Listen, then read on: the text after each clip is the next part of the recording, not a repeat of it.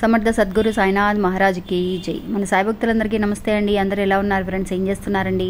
ఈ రోజు వీడియోలోకి వెళ్ళడానికి ముందుగా బాబాగారు ఆశీస్సులు మీ అందరికీ దొరకాలని మనస్ఫూర్తిగా కోరుకుంటున్నానండి. ఇంకా ఈరోజు బాబా ఏమంటున్నారు అనంటే, జీవితంలో ఒక ముగ్గురు వ్యక్తులు ఉన్నారు బిడ్డ. ఈ ముగ్గురు వ్యక్తులకి మటుకు ఎప్పుడూ కూడా ఇబ్బందులు అనేవి తప్పవు. ఎన్నోసార్లు ఇబ్బందుల నుంచి తప్పించుకోవాలని అనుకుంటూ ఉంటారు. కానీ ఇలాంటి వ్యక్తిత్వం ఉన్న మనుషులకి, అంటే ఇలాంటి ముగ్గురు మనుషులకి నిజంగా ఎలాంటి తప్పులు చేసినా పర్వాలేదు, తప్పించుకోవచ్చు అని అనుకుంటూ ఉంటారు. కానీ ఇలాంటి వాళ్ళకి మటుకు ఎక్కడికి వెళ్ళి ఎలా తప్పించుకోవాలని అనుకున్నా కూడా ఇబ్బందులు అనేవి ఖచ్చితంగా వాళ్ళని వెతుక్కుంటూ వస్తూనే ఉంటాయి అని చెప్పి బాబా మనకి తెలియజేస్తున్నారండి. బాబా ఎవరి గురించి చెబుతున్నారు, ఎవరు ఆ ముగ్గురు, ఎలాంటి ఇబ్బందులు పడతారు వాళ్ళు అనే విషయాన్ని ఈరోజు వీడియోలో తెలుసుకుందామండి. ఇంకా వీడియోలోకి వెళ్ళడానికి ముందుగా మన ఛానల్ని ఎవరైతే కనుక కొత్తగా చూస్తున్నారో వాళ్ళు ప్లీజ్ సబ్స్క్రైబ్ చేసుకోండి ఫ్రెండ్స్. మీకు వీడియో నచ్చితే కనుక ఒక చిన్న లైక్ చేసి సపోర్ట్ చేయండి. మీ ఫ్రెండ్స్ అందరికీ కూడా షేర్ చేయండి. సాధారణంగా మనం పెట్టే వీడియోస్ అన్నీ అందరికీ కూడా చాలా బాగా కనెక్ట్ అవుతున్నాయండి. అలాగే ఈ వీడియో కూడా మీ అందరికీ ఎంతో ఉపయోగపడాలని మనస్ఫూర్తిగా కోరుకుంటున్నాను. ఇంకా వీడియోలోకి వెళ్ళడానికి ముందుగా మనకి తెలిసిన ఒక ఆయన ఉన్నారండి.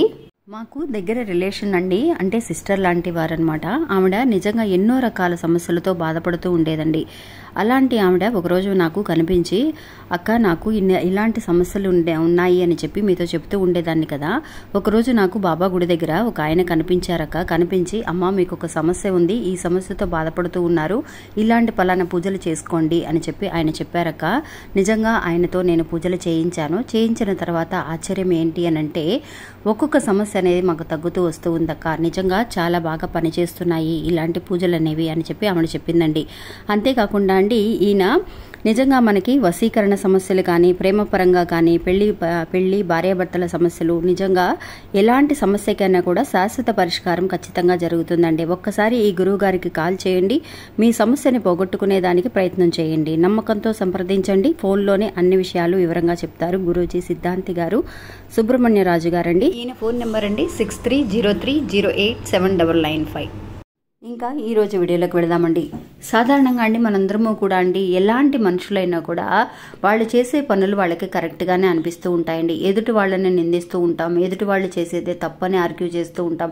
కానీ ఎవరి తప్పులు వాళ్ళకి తెలియవండి. ఇంకా తప్పులు అనేవి పక్కన పెడితే 3 రకాల విషయాలు ఉన్నాయండి. ఇలాంటి 3 రకాల విషయాలను మటుకు నువ్వు ఎలాంటి విషయంలోనూ నువ్వు తప్పించుకోలేవు. ఇలాంటి మనస్తత్వం కానీ, ఇలాంటి వ్యక్తిత్వం ఉన్న మనుషులకి ఎప్పుడూ కూడా ఇబ్బందులు అనేవి తప్పవు అని చెప్పి బాబా తెలియజేస్తున్నారు. అవి ఏంటి అని అంటే గనక, ఫస్ట్ అండి, ఎలాంటి వ్యక్తిత్వము అని అంటే, తల్లిదండ్రులని పట్టించుకోలేని వారు, తల్లిదండ్రులని మోసం చేసేవాళ్ళు, తల్లిదండ్రులని ఎప్పుడూ కూడా ఏదో ఒక మాటలతో తిడుతూ ఉండేవాళ్ళు, వాళ్ళని బాధ పెట్టేవాళ్ళండి. నిజంగా మనందరము కూడా అనుకుంటూ ఉంటాము, వాళ్ళకి వయసు అయిపోయింది కదా, ఇంకా వాళ్ళతో మనకి పనే ముందులే అని చెప్పేసి అనుకుంటూ ఉంటాం. వాళ్ళని నెగ్లెక్ట్ చేస్తూ ఉంటాం. వాళ్ళు చెప్పే మాటల్ని పట్టించుకోము. ఏమైందిలే, మన అమ్మ నాన్నే కదా, ఏముందలే, మనల్ని ఏమంటారులే అని అనుకుంటామండి. అది కానీ చాలా తప్పండి. నిజంగా పెద్దవాళ్ళు మనకి తల్లిదండ్రులు ముసలివాళ్ళు అయిపోయిన తర్వాత వాళ్ళు మనకి చిన్నపిల్లలతో సమానం అండి. మనం ఎలా అయితే చిన్నపిల్లలుగా ఉన్నప్పుడు వాళ్ళు చాలా పసిబిడ్డల్లాగా మనం చూసుకున్నారో, అలాగే వాళ్ళు పెద్దవాళ్ళు అయిన తర్వాత వాళ్ళని పసిబిడ్డల్లా మనం చూసుకోవాలండి. ఇంకా వాళ్ళని పట్టించుకోకుండా ఏదైనా చెప్పినా కూడా మనం పెడచెవన పెట్టేసి వెళ్ళిపోతూ ఉంటాం. అంతేకాకుండా వాళ్ళని తిడుతూ ఉంటాం.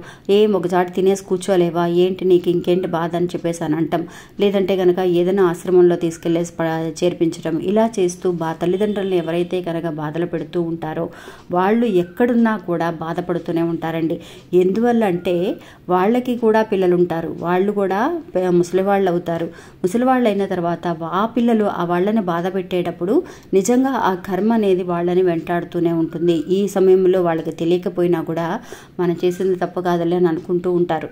కానీ పెద్దవాళ్ళు అయ్యే కొద్దీ వాళ్ళు ముసలివాళ్ళు అవుతారు, వాళ్ళకి పిల్లలు ఉంటారు. ఆ పిల్లలు ఇలా చేస్తూ ఉంటే అప్పుడు మన కర్మ అనేది వెంటాడుతూ, అయ్యో అవును కదా, మన తల్లిదండ్రులని బాధ పెట్టబట్టే మనం కూడా ఇప్పుడు బాధపడుతున్నట్టున్నామే అని చెప్పి ఆలోచిస్తామండి.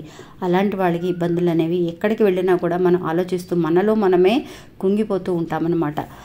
ఇంకా రెండో విషయం అండి, మోసాలు చేసేవాళ్ళు, నిజంగా అండి అన్యాయాలు చేసేవాళ్ళు, ఇలాంటి వాళ్ళందరూ ఎప్పటికీ తప్పించుకోలేరండి. మనం అనుకుంటాం దేవుడి దగ్గర కోరుకుంటూ ఉంటాం, అన్యాయాలు చేసేవాళ్ళు, అక్రమాలు చేసేవాళ్ళు బాగానే ఉన్నారు కదా బాబా అని. ప్రస్తుతానికైతే వాళ్ళ కర్మ అంతేనండి. అంటే వాళ్ళ కర్మ అలా రాసిపెట్టి ఉంటుంది. పోయిన జన్మలు ఇలా పాపాలు చేయాలి, దొంగతనాలు చేయాలి, ఇలా చేస్తూ బతుకుతూ ఉన్నవాళ్ళు వాళ్ళైనా సరే ఎన్ని రోజులు తప్పించుకోగలుగుతారు? అన్యాయాలు చేసేవాళ్ళు, తప్పు చేసిన వాళ్ళు ఎలాగైనా సరే ఆ తప్పునికి తగిన శిక్ష అనేది అనుభవించాలండి. అది ఎలాంటి వాళ్ళైనా సరే. అందువల్ల అన్యాయం చేశాం కదా, మనం ఎవరి దగ్గరైనా సరే 1 లక్ష రూపాయలు దొంగలించేసాం, ఒక 10,000 తీసుకువెళ్ళి దొంగలించేసాం, మనం ఆ సమయంలో మనం హ్యాపీగా ఉండొచ్చు. కానీ ఆ డబ్బు ఎలా అయితే వాళ్ళు కష్టపడ్డారో ఆ కష్టం అనేది ఖచ్చితంగా వాళ్ళకి 10 రెట్లుగా తిరిగి వస్తుందండి.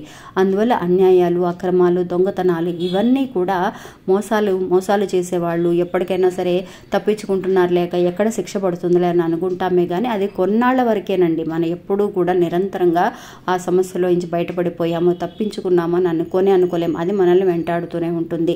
నిజంగా అదే కర్మఫలాలు మనకి జరుగుతూ ఉంటాయి. మన విషయంలో కూడా ఏదో ఒక మోసాలు జరగటం కానీ, అన్యాయం జరగటం కానీ జరిగినప్పుడు ఖచ్చితంగా బాధపడతామండి. ఇంకా 3వ విషయం అండి, అందరూ ఖచ్చితంగా తెలుసుకున్న ఒక విషయం అండి, ఇంట్లో ఎప్పుడైతే కనుక దీపారాధన చేయకుండా, ఎప్పుడూ కూడా అండి ఇంట్లో దీపారాధన చేయాలి అని మన పెద్దవాళ్ళు చెబుతూ ఉంటారు. నిజంగా తల్లిదండ్రులను చూసుకోకపోవటం, ఈ అన్యాయాలు, అక్రమాలు ఇవన్నీ కూడా పక్కన పెడితే ఇది 3వ విషయం అనేది చాలా వరకు కూడా అందరూ తెలిసి కూడా ఈరోజు ఎలాగైనా సరే దీపారాధన చేయాలి అని అనుకుంటూ ఉంటాం. కొంతమంది ఇళ్లలో అయితే అసలు దీపారాధన చేయని వాళ్ళు కూడా ఇంకా ఉన్నారండి.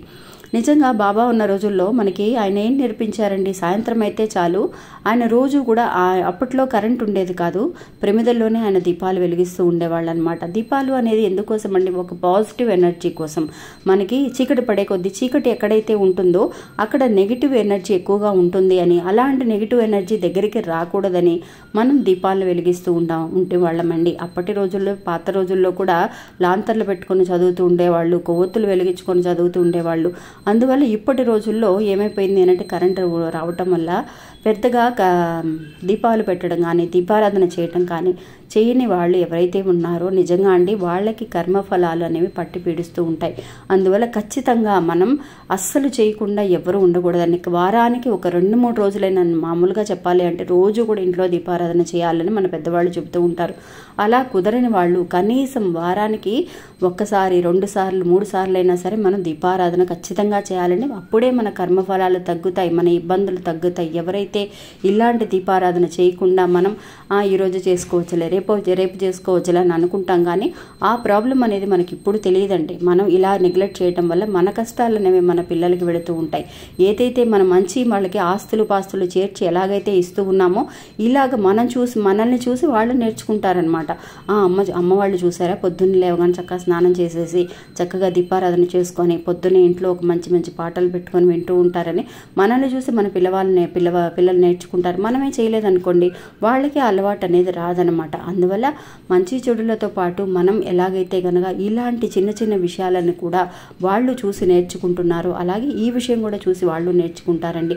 ఈ 3 విషయాలు కనుక ఇలాంటి 3 వ్యక్తిత్వాలు కలిసిన వాళ్ళు ఎవరైతే ఉన్నారో అలాంటి వాళ్ళకి ఎప్పటికైనా సరే ఇబ్బందులు, కర్మఫలాలు వెంటాడుతూనే ఉంటాయండి. ఒక నెగిటివ్ ఎనర్జీ దూరం అవ్వాలి అని అంటే ఖచ్చితంగా ఇంట్లో ఒక దీపాన్ని మటుకు ఎప్పుడూ వెలిగించండి ఫ్రెండ్స్. తప్పు చేసినా చేయకపోయినా మీరు ఆ తప్పు చేశామో అని ఒప్పుకోవాలండి. ఎప్పుడైతే మన తప్పును మనం ఒప్పుకుంటామో అప్పుడే మన కర్మఫలాలు తగ్గిపోతాయి. ఆ తర్వాత నుంచి ఆ తప్పును చేయకుండా ఉండడానికి మనం చూసుకోవాలన్నమాట. ఈ 3 విషయాలు కనుక ఉంటే నిజంగా ఎప్పటికీ కూడా తప్పించుకోలేమండి కర్మఫలాల నుంచి. ఇది అవునా కాదా అనే విషయాన్ని నా కమెంట్స్లో తెలియచేయండి ఫ్రెండ్స్. ఇంకా ఇది అండి ఈరోజు మన వీడియో. ఈ వీడియో కూడా మీ అందరికీ ఎంతో ఉపయోగపడుతుంది అని అనుకుంటున్నాను. నచ్చితే కనుక ఒక చిన్న లైక్ చేసి సపోర్ట్ చేయండి, మీ ఫ్రెండ్స్ అందరికి కూడా షేర్ చేయండి. మళ్ళీ ఇంకొక వీడియోలో మళ్ళీ కలుస్తాను. అంతవరకు సెలవు, నమస్తే, ఓం సాయిరామ్.